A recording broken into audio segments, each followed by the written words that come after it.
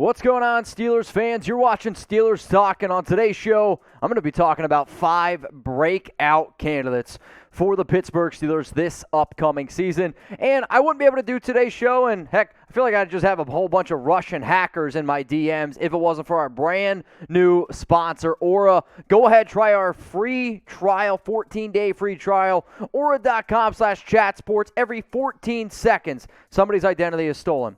Don't be the next one. Aura is going to help protect everything that you got secured on the internet. So when I hear breakout candidates, I like to think of the best year that this player has ever had. And to be a breakout candidate, you couldn't have broken out before. I will also mention I do not put rookies on my show. So I have the 5 biggest players that I believe are going to take that next step and forward to break out this upcoming season. Well, let's go to the guy that I target in every single one of my fantasy football drafts this upcoming year. It's Najee Harris. And one of the things that I look at a breakout is opportunity, because if you don't have the opportunity to put up ridiculous numbers, then you're not going to put up ridiculous numbers. And if there is one dude that I could literally see in taking that next step and being the top running back in this year, it's Najee. Why?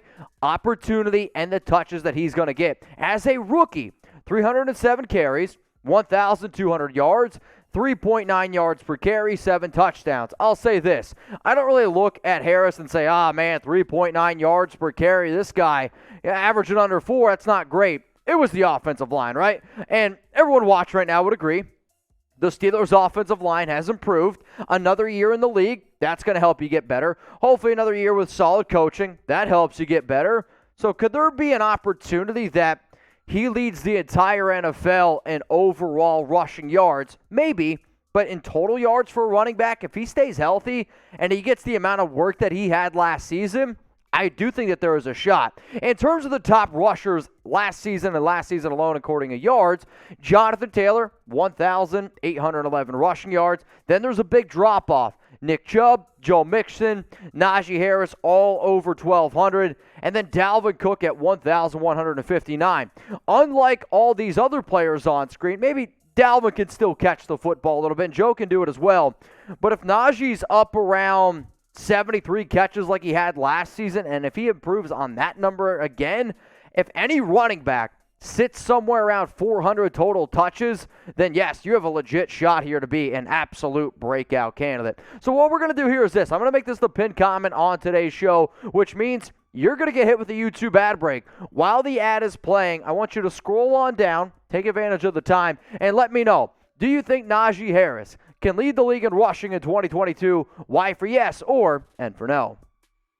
The next breakout candidate here for Pittsburgh is a player that I like a lot. It's Pat Freiermuth. And growing up, I was a big Penn State fan when I had the season tickets. So anytime I see a player come out of PSU, guess what? I stay close and I look to see what they're doing. He's 6'5", 260 pounds. I thought that he had legitimate round 1 potential the year before he was drafted by Pittsburgh. Last season, 60 catches, only 497 yards, but 7 touchdowns. I believe that the yards are more to blame on Ben Roethlisberger. I can also say that the catches are higher because of Big Ben's inability to be able to stretch the field and throw it down the field. But anytime you have a young player who can come in and show the athleticism that he does, and for a veteran, smart quarterback like Big Ben to target him in big-time situations, whether it was for a first down or whether it's for a red zone, that's what you like to see. So he's coming off a rookie season. You got 2 players in Harris and Freiermuth who are both really, really solid rookies. And I'm going to look at it glass half full. Yes, Pittsburgh is losing a Hall of Fame quarterback in Big Ben. But Big Ben, teams are just stacking the line up against him. So whether it's going to be Trubisky or whether it's going to be Kenny Pickett, Freiermuth is going to be that security blanket. And when you have a big old tight end like him, you're going to get into situations where teams are going to look to find that security blanket. So if I think Freiermuth is a security blanket, guess what, Aura? They're going to be your security blanket. Shop, bank, work online more safely and privately. And we got to face it, y'all.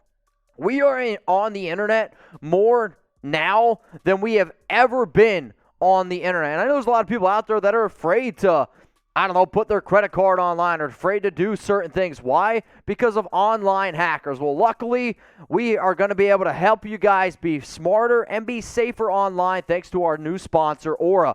Financial fraud protection. We got you. Identity theft protection. We got you covered. Online diverse security and family plans that protect up to 5 people. So it's aura.com/chatsports is how you get your 14-day free trial. Again, aura.com/chatsports. That link is going to be available for you all in the comments and description of today's video. I love my family very, very much, but we all have that crazy aunt that would literally click on anything. Why? Because you just want a 7-week free vacation to Las Vegas. Oops, you just got hacked. Aura's not going to let that happen to you. Make sure you're just safe. Make sure you're secure online. Let's go to the next breakout candidate here, and it's Chase Claypool. And I love Chase Claypool. I think he is one of the rare talents as a pass catcher in the NFL. Coming out of Notre Dame, he was listed as the tight end. I thought he would end up being this tight end wide receiver hybrid. And in 2020, had 109 targets, 62 grabs, 873 yards, 9 touchdowns as a red zone option. Then this next season, 105 targets. The targets stayed the same. Reception stayed the same. Yards very similar. The dip down, though, in touchdowns. Usually when I see a player as athletic as Claypool has a dip in touchdowns, I think, okay, I trust my eyes. I see what I know. And I believe that the touchdowns are not going to happen again. I would anticipate if Claypool gets, again, around 110 targets, he's going to be somewhere around the reception number. Maybe it's a little bit lower, but the yards go up, and you're hoping that the touchdown numbers can go up as well. Claypool, I would say, got a little bit of a bad rap last season, but there's no doubt that there's no doubt that he's talented.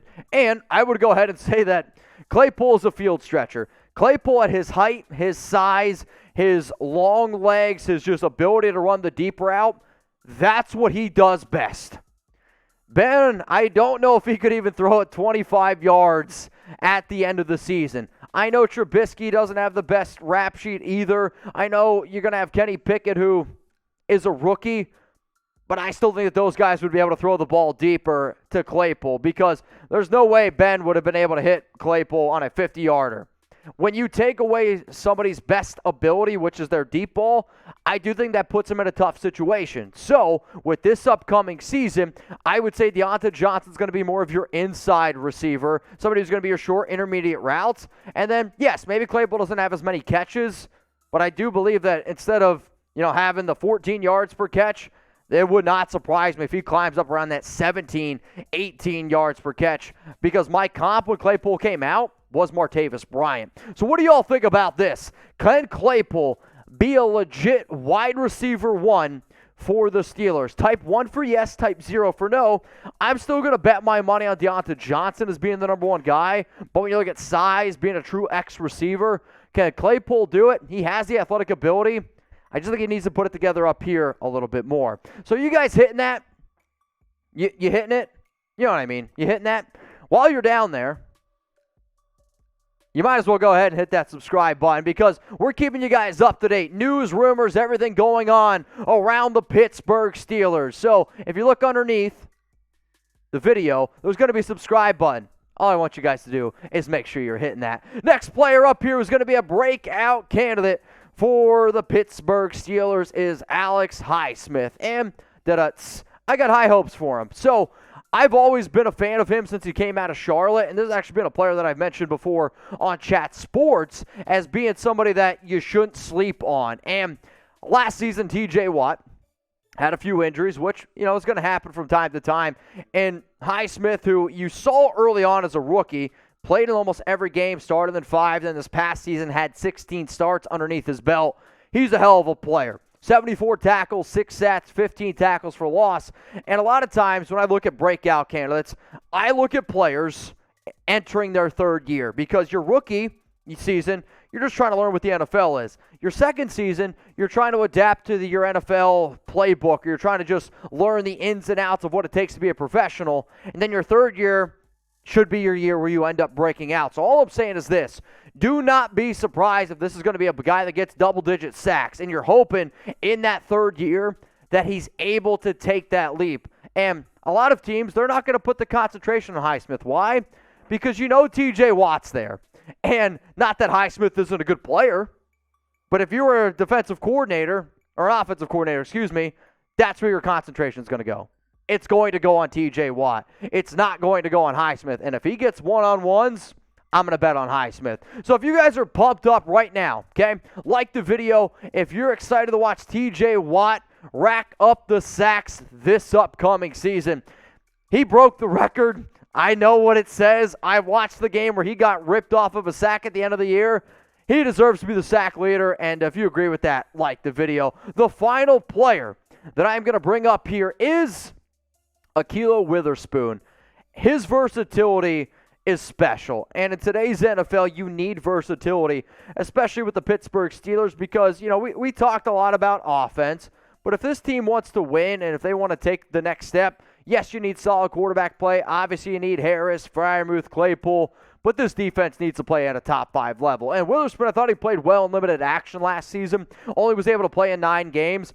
But his ability to line up all over the field, whether it's outside corner, inside corner, box safety, free safety, it gives you a lot of versatility. So some of his advanced stats that we have, a completion percentage, he allowed only 37.8. That's very, very good. Quarterback rating, 35.1, elite. 3 interceptions, 9 pass breakups. A lot of people say he's a little bit undersized, and the fact that he's, getting ready to enter now his, 6th year? Only 27 years old.